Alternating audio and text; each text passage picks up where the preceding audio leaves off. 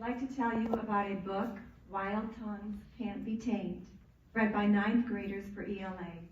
It's a collection of stories, each written by a different Black or biracial, Latino author. Whites are portrayed as privileged racists and ignorant buffoons, and blacks as victims. Skin color is cited ad nauseum. Immigrants lament that there are too many whites.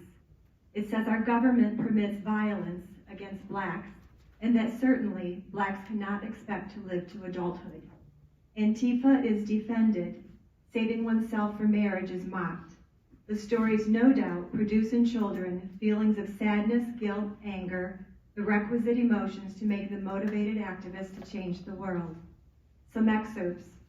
In Eros and Pacho, a narrator tells a Mexican boy what his life will be like. People will run away from you. No one wants to be your friend.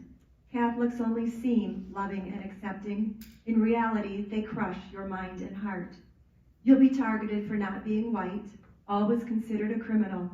You're queer, you're brown, you're free to be a hot effing mess. You must dismantle the system. This commitment to action never ends until the whole rotten system is eradicated.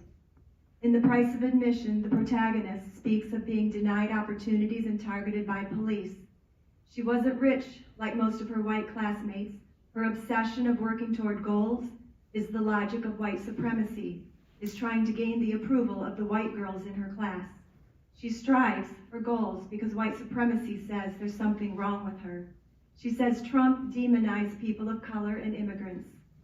In Half In, Half Out, the protagonist describes being in foster care with a white couple, how she hated school, another mostly white space, how she was eventually placed with a relative and was no longer surrounded by gringos, how people challenged her right to exist, how Western culture shames her for not being white, how everyone views black people as if they don't matter. In More Than Nervios, the protagonist describes her hardships. She grows up in a crowded apartment in the housing projects. At college, she barely has any money. She digs in the sofa for change to buy a candy bar for dinner. She can't get help for her depression because that is a luxury only for people of wealth.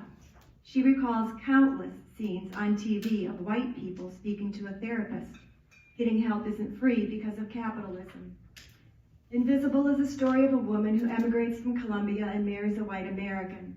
She describes the worst kind of whiteness. She says microaggressions were the water she lived in. She says whiteness doesn't like to look at whiteness. She considers her husband's family effed up. Her in-laws vote for Trump proves their racism. She tells her in-laws that their vote for Trump was over the bodies of gay people, people of color, women, immigrants, and Muslims. She wants to make an angry scene and complains to her mom that her in-laws don't make angry scenes. Her mother recalls for her scenes of wine thrown in people's faces, plates shattered, things set on fire, and tells her daughter she would have started a scene a long time ago. She knows, focused with precision, anger can become a powerful source of energy, serving progress and change. Racist identity politics are relentless in this book. I've read several books now that students are required to read. They have been sad, emotional stories that manipulate children's feelings. They have been dishonest. They have all pushed the same agenda, adhering to Marxist tenets of CRT and DEI. I consider them not education, but miseducation. I fear school leadership has re-engineered the purpose of schooling altogether. Meanwhile, the children's education suffers, their minds and hearts formed to seek your vision for the world. I hope, there are few in this room who see how harmful it is to mislead children in this way. I think it would be better if school leadership did not view all matters through the so-called anti-racist lens or make DEI politics their paramount value. Thank you.